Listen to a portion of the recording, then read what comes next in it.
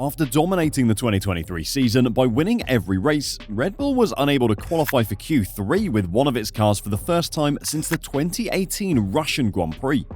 Despite having a faster racing speed, it did not finish on the podium. That unexpected change of shape occurred on the same weekend that the FIA issued two distinct regulation clarifications involving flexible body components, leaving many to speculate if Red Bull indeed got nerfed by the FIA on purpose. But according to Red Bull, it was just a fluke and they'll be back on top next week. But is there truth to that?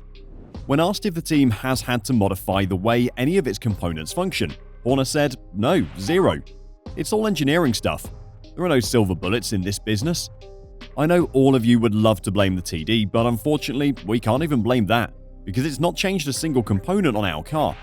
This was Christian Horner's strongest statement following Red Bull's first Formula 1 defeat of 2023 at the Singapore Grand Prix. It's a remark he reiterated throughout the weekend as the scope of Red Bull's problems became clear. F1 arrived at the Marina Bay street circuit during a highly publicized new crackdown by the governing body, the FIA, on so-called flexible bodywork. Technical Directive 18, or TD18, was implemented to remind all teams of their responsibilities to not deliberately design and employ bodywork, specifically front and rear wing assemblies and floor edges, that twist and flex excessively while the cars are in motion, conferring obvious aerodynamic efficiency advantages, while also passing the FIA's static load tests, which aren't designed to root out such clever design. The implementation of this, combined with a firm reminder that TD39, which relates to minimum ride heights and efforts to prevent F1 cars from bouncing to the point where drivers' safety is jeopardized, neatly coincided with Red Bull experiencing a sudden and dramatic drop in competitiveness. So it was inevitable that Red Bull's team boss would face questions about how these technical directions might have jeopardized the RB19's advantageous cunning. Red Bull is adamantly opposed. Horner also insisted that the TD had zero effect on how Red Bull's car worked in Singapore. However, given F1's lengthy history of attempting to neutralize teams who dominate the championship excessively, this may appear to be a very expected denial. But it's crucial to note that correlation does not imply causation, and Red Bull's Singapore fall might simply be an unfortunate accident. Even rival teams in the F1 paddock, who would gladly stir the pot if given the chance, were hesitant to link what happened to Red Bull in Singapore with the FIA's new restrictions on flexi wings and underfloor. Red Bull always expected this race to be one of the worst of 2023 for their car, but the team compounded that issue substantially by making several major engineering blunders. The resurfaced section of the Marina Bay circuit produced far more grip than Red Bull's pre-race simulations predicted, and the team simply couldn't run the car low enough to the ground to make it work without the underside colliding with the track surface on the bumpier parts of the layout that hadn't been resurfaced, to the point where the car would have worn away the plank that dictates every F1 car's minimum legal ride height. Red Bull experimented with different suspension settings, starting out way too soft and then going much stiffer, tried different floor arrangements, and raised the car's ride height, but couldn't get the Pirelli tyres to work properly or balance grip on the front and rear axles to the point where the drivers felt confident. The RB19 is effectively meant to run considerably lower to the ground than was allowed in Singapore. As a result, the car simply could not create the downforce it typically would, especially in qualifying when speed and grip were at their best.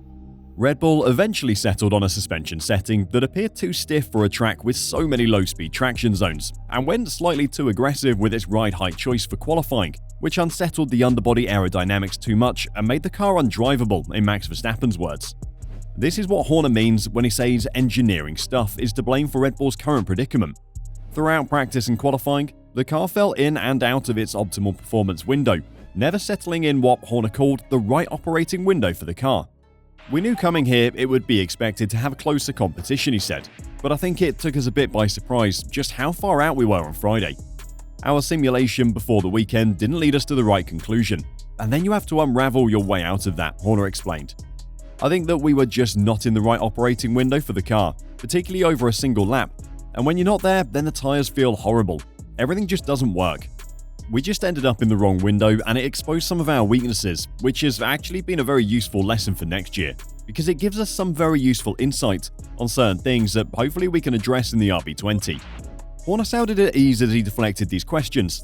He's correct in saying that Singapore is an outlier track, and he made a point of reminding fans that while Mercedes was dominating F1, it frequently struggled to compete at Marina Bay.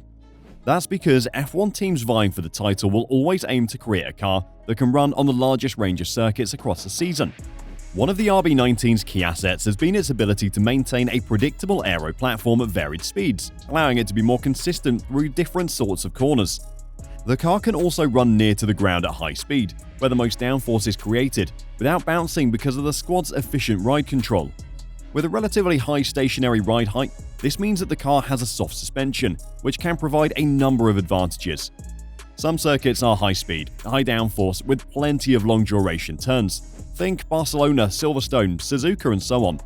Others have long straights but short low speed corners, Monza and Singapore, while some are a different combination entirely, Austin, the Red Bull Ring and Interlagos. All of this has an engineering trade-off. Sometimes you can't engineer your way out of difficulty, especially when your simulations lead you wrong in these days of limited aero testing. It does suffer more on bumpy courses, and there was some speculation earlier this year at the Belgian Grand Prix when it was revealed that its drivers were backing off through a rouge during the race to avoid the car bottoming out too much. Red Bull's head engineer Paul Monahan reflected on the weekend, saying that Singapore had uncovered several flaws in the car that were previously well known within the team. "We've got some inherent problems in it that we can't necessarily fix in a race weekend," he said. "We've had some mistakes and it all culminated in us going out in Q2. He added, "It's nothing fundamental, but some errors were made on the way, and there were some problems we can correct into next year. On we go." They might have messed up on Friday and Saturday, but they were far more competitive on race day in Singapore, when the fuel loads were far greater, the speed was a lot slower, and tyre degradation was much more critical than pure performance. Horner believes Verstappen would have been right in the mix in the thrilling late battle for victory between Carlos Sainz, Lando Norris and the Mercedes drivers, if not for the unfortunate timing of the safety car intervention, which came far too early for those starting the race on hard tyres, being the Red Bulls and Valtteri Bottas, but was pretty close to ideal for those starting on softer compounds, which was everyone else. "We understood a lot more in the race, and the pace of the cars came back much more to what we expected," Horner said. "We saw particularly in the latter stint that Max's pace was very, very strong. We knew coming here we expected to have closer competition, but it took us a bit by surprise just how far out we were on Friday, and we were just not in the right operating window of the car, particularly over a single lap. And when you're not there, then the tyres feel horrible, everything just doesn't work. We've got a much clearer picture of what we'd do differently." It's worth noting that while the RB19 was considerably more competitive in race trim than in qualifying in Singapore, but it wasn't quite as stunning as it is typically. Given that setups are locked up after qualifying under parc fermé restrictions, you'd think so. Similarly, if the FIA's technical directives have suddenly neutralized Red Bull's primary advantages, it stands to reason that the car is now fundamentally weakened, regardless of whether it's in qualifying or race trim. At the moment, the FIA's reinforcement of bodywork and underfloor restrictions appears to be a red herring in regard to Red Bull's unexpected reduction in competitiveness. However, if Red Bull has comparable issues on the radically different layout of Suzuka this weekend and upcoming tracks, then this is a possibility worth investigating further. Verstappen said that the car used by Red Bull in Singapore felt amazing around Suzuka in the team simulator. "I think we'll be quick in Suzuka. This track, Singapore, is so different to Suzuka that you can't really relate. In Suzuka, it should be good for our car. The track is always super fun to drive, so I hope as soon as we put the car on the track that it's in a good window. The goal is to win with a difference of at least 20 seconds after this. Whether or not this will become a reality will be an interesting test to see. Knowing Verstappen and Red Bull, they'll probably pull away again next Sunday. But what are your thoughts? Did the TD nerf Red Bull, or was it just bad luck in Singapore? Let us know your thoughts in the comments down below.